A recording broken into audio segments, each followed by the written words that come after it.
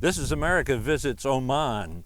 We're in the mountain region, not far from the capital city of Muscat, and the weather is absolutely spectacular, and you can see the scenery. These mountains, absolutely gorgeous. Oman, if you don't know it, is in the Persian Gulf and in the vicinity of the United Arab Emirates, Saudi Arabia, and Yemen. And believe me, we have been every place in Oman around Muscat, in particular a fantastic cultural festival. And the warmth and hospitality of the Omani people cannot be denied. It's a peaceful country, very, very friendly, and unique, and they believe in talking, not fighting. This is America visits Oman. This is America is brought to you by the National Education Association, the nation's largest advocate for children and public education. The Republic of Kazakhstan in the heart of Eurasia, a rich history, a culture of hospitality, and a future of development and growth. The U.S.-China Education Trust and the F.Y. Chang Foundation. The League of Arab States, representing 350 million people in 22 member countries. The Rotendaro Family Trust. The Embassy Series, uniting people through musical diplomacy, presenting international artists in diplomatic settings. During our time in Oman, the characteristics of the country and the culture made themselves known time and time again. The hospitality of the Omani people, the richness of their traditions, the role of Islam in daily life, the beauty of the country, and of course, the tremendous impact that Oman's leader, His Majesty Sultan Qaboos bin Saeed Al Saeed, has had on the country and the people. I spoke with the advisor to His Majesty the Sultan for Cultural Affairs. What do you think is at the heart of His Majesty's popularity? Everyone I talk with treats him with such reverence, such respect, such love, I would say. This is correct. His Majesty Sultan Qaboos bin Saeed is the father of the nation. He earned that fatherly role in Oman. When he came to the throne in 1970, Oman was the closed book to the eyes of the outside world. And Omanis among themselves were separated. Each region is separated from the other region. And each society is becoming closed in within its own self. When he came to the throne in 1970, he threw the doors wide open for Omanis to be themselves, to think, to work, to love, to act and interact. He led them into all the walks of life of modern today. He earned that feeling of love, respect, and cherish. In the old days when he used to travel, the communication was only through the physical approach, because in 1970 there were no television, no radio, no press. He traveled all Oman, from Salalah to Musandam.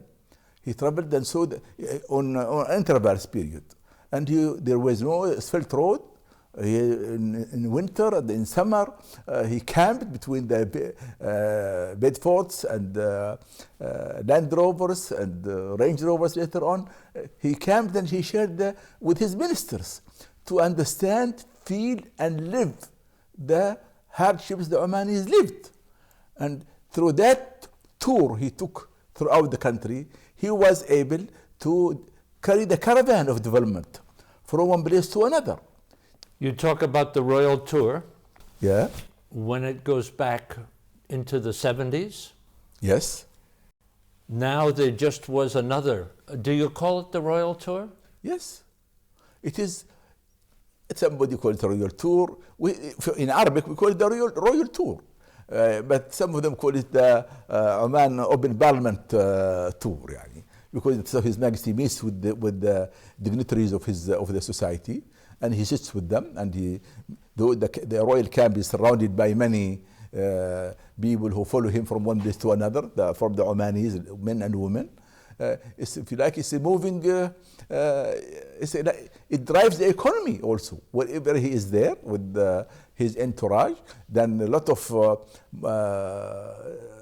buying and selling takes place around that royal camp. Yani. Sometimes you have people getting married there. Yani.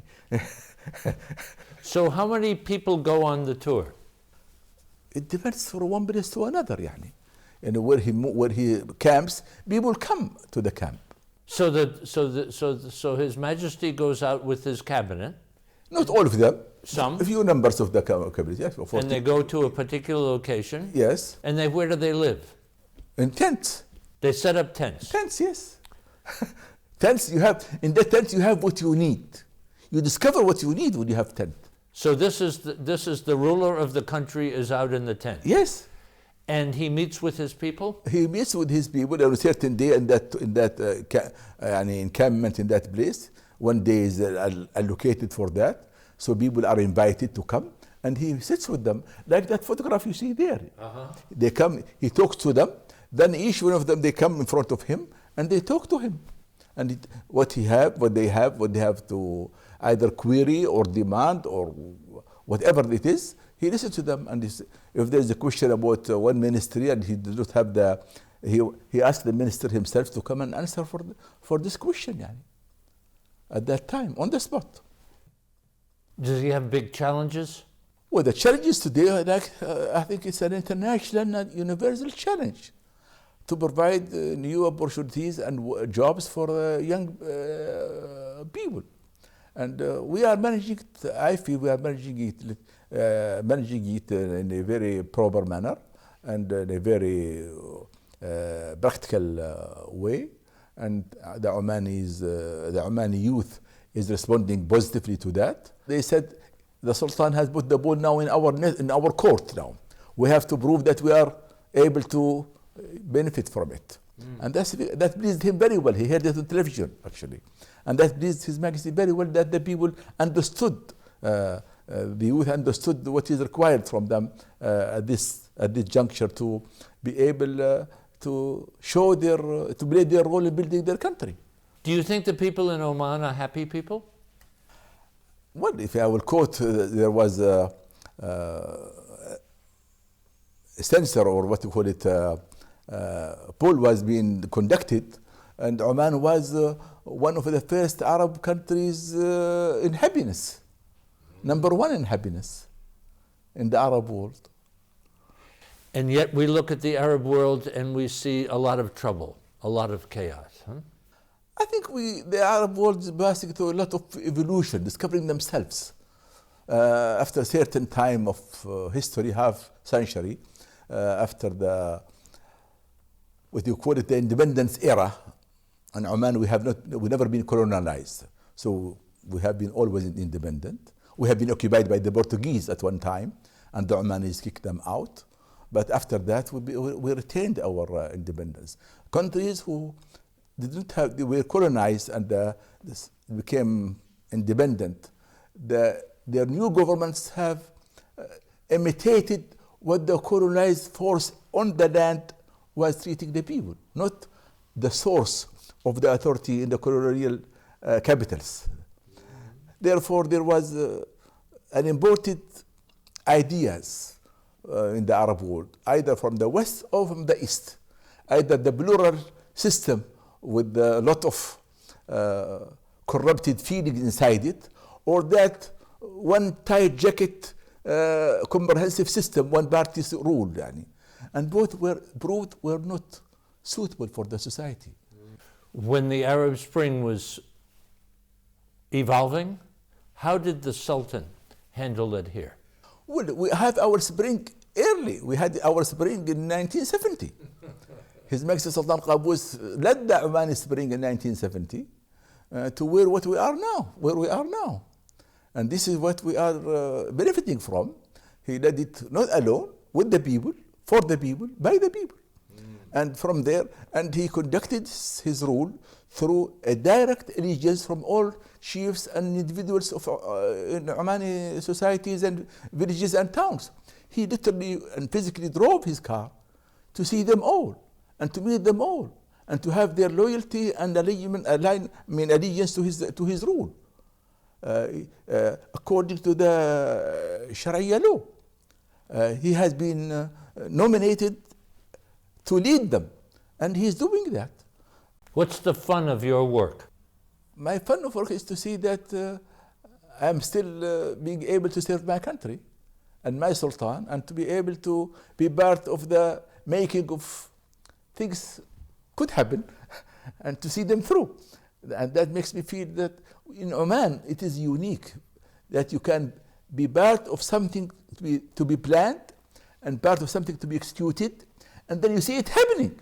And we are blessed in this country because in a sense we are a young nation in development, and we are an ancient nation in history. So we are enjoying the discovery of our ancestors and the building of a new life for our people. And that's a dramatic parallel feeling in the same time. During our visit to Oman, the annual, nightly, month-long culture festival in Muscat, at 2 locations I may add, was in full swing with arts, crafts, music, and food not only from Oman, but also from countries around the world. I talked with the Chairman of Muscat Municipality. Let's talk about this magnificent festival. How would you even begin to describe what we're a part of this evening? The who, what, when, where, why. Run with that. Well, you know, it's cultural festival, huh? It is a cultural festival. It's actually an attempt to create the Davos of culture here, the summit of cultures and the traditions, whatever is sustainable with human condition, to be part of this festival, for all of them to come and celebrate our cultural differences in a very mosaic way, in a very harmonious way, in a display of music and song and handicrafts and traditions. It's almost an attempt to transcend culture into much more of what is common in our humanity. So it's not only Omani culture we're celebrating here. No. You've invited many Yes. countries to participate? To participate, yes, of course. So we have the International Handicrafts Festival that is happening at the moment.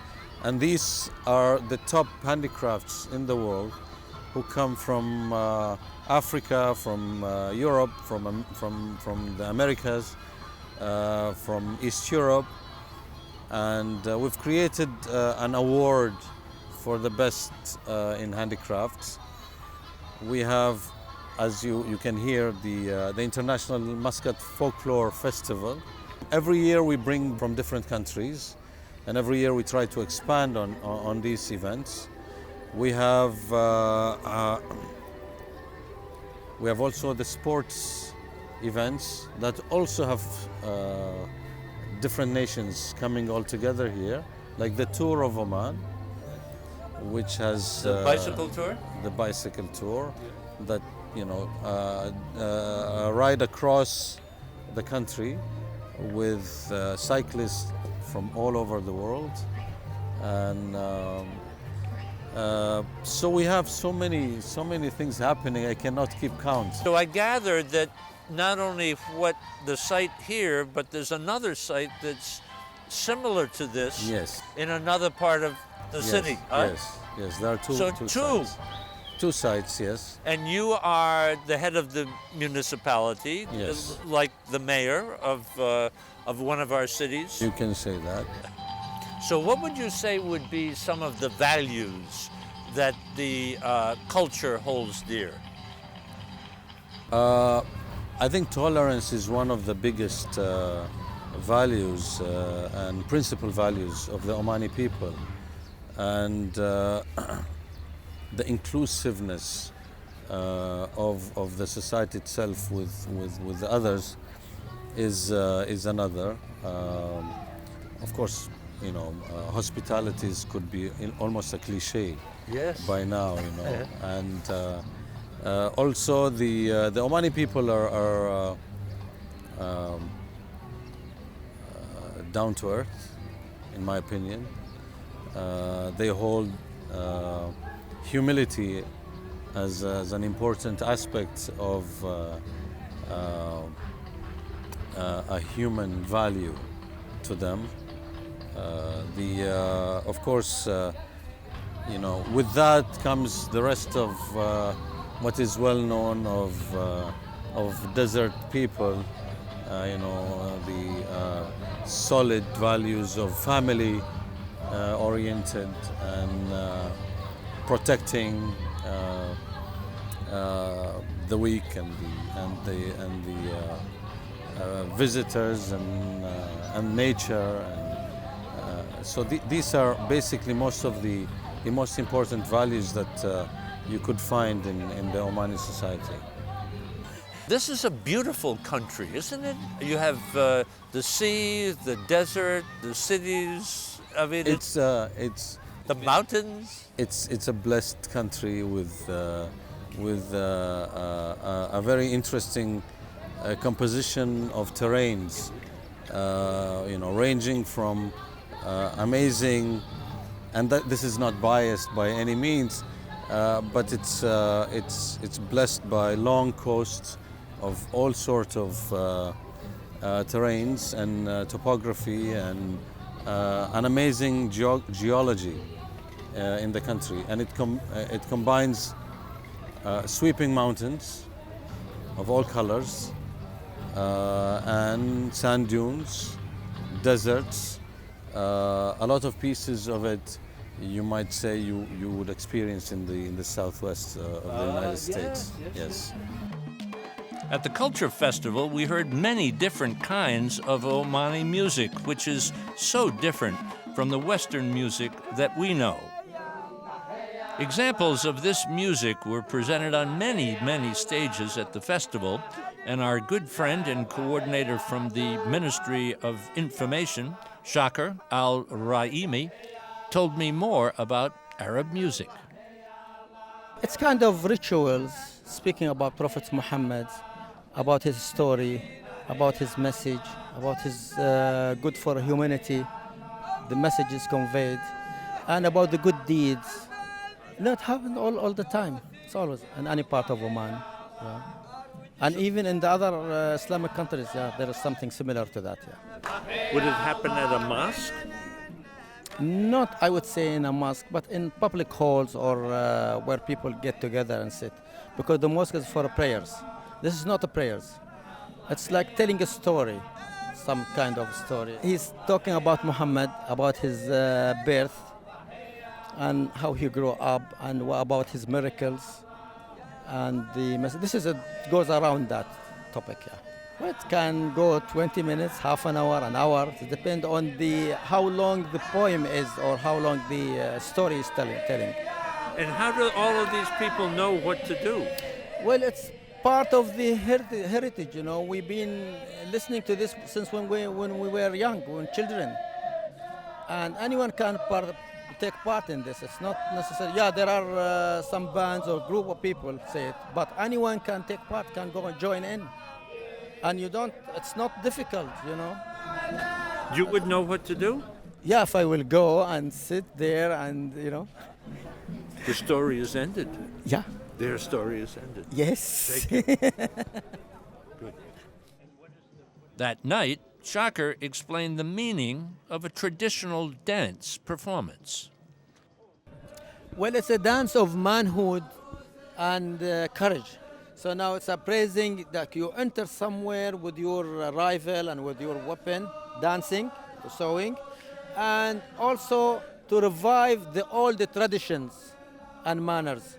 So the first part, he said, you advance with the manhood and the other part answering them to revive the old tradition and heritage of the area.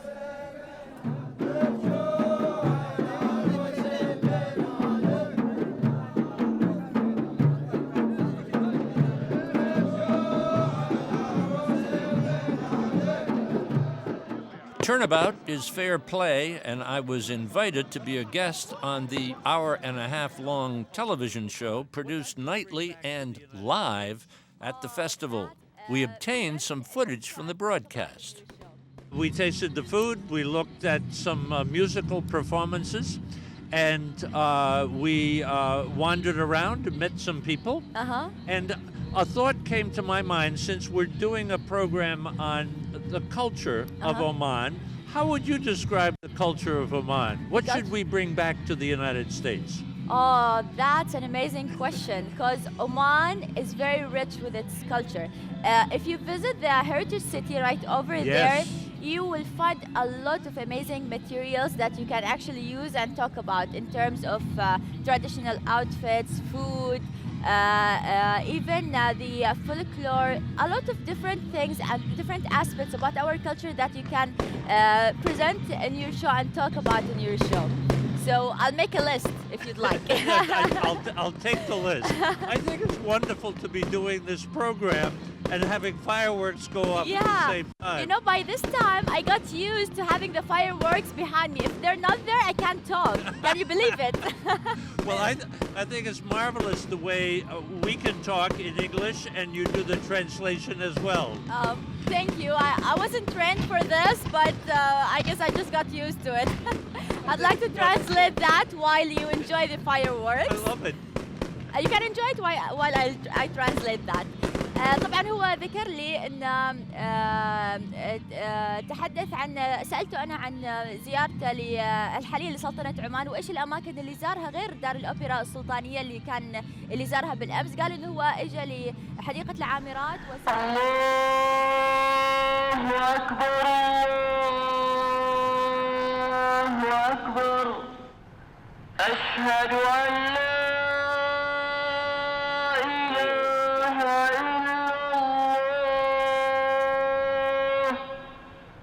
Islam has a huge impact on the people of Oman. Outside the capital city, we saw a small mosque where locals and workers in the area were coming to the mosque as they heard the call to noon prayer. It was a chance for us to see and experience Islam undisturbed by any Western misconceptions. Our cameraman, Saeed Al-Salman, suggested we race back to Muscat to the Sultan Qaboos Grand Mosque and experience the end of noon prayers there and show the contrast between the two mosques. We're at the Sultan Qaboos Mosque in downtown Muscat. People coming together, thousands. I was told a few minutes ago, maybe 5,000 or 6,000 people here worshiping together, praying together. What a stunning mosque this is, and what a beautiful religion it is. And you will notice at the conclusion of a service that may have lasted for 45 minutes, as people were streaming out, how few people were checking their cell phones. Oman offers friendly people, a rich Arab culture, stunning landscapes, the influence of Islam, and a leader who's determined to grow the country in every way. If you want to explore the Arab world, make it a point to experience Oman. Oman is a worthwhile place to come and explore. If I say it's a treasure that has been hidden, I would be biased, but that's the fact. It's peaceful, it's serene, it's basically a therapeutic country. So your jet lag will just vanish quickly. It will vanish. Yes. Excellency, thank you so much for our conversation. Thank you for being here, and come again. As I said, next time for a whole month. You have to ride with the riders. Oh, yes. And dance with the dancers. Thank you so much. Thank you. Thanks. Special thanks to the Embassy of the Sultanate of Oman in Washington. And in Oman, the Ministry of Information, the Public Authority for Radio and Television, Muscat Municipality, and extra special thanks to the Intercontinental Hotel in Muscat, Oman.